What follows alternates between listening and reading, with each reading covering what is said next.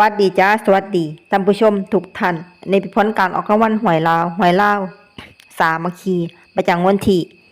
22กรกฎาคม2569รางวัลเลข2ตัวรางเลขที่ออก79รางวัลเลข2ตัวบนเลขที่ออก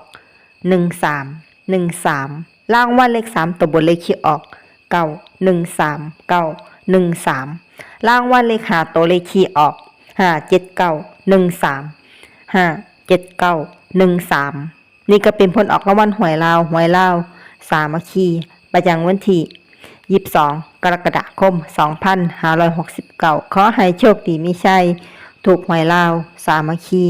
ได้รับเงินกันทุกคนด้วยจ้าฝากไว้ด้วยจ้าSubscribeกดติดตามและเป็นกำลังใจขอบคุณทุกท่านที่เข้ามารับชมและรับฟัง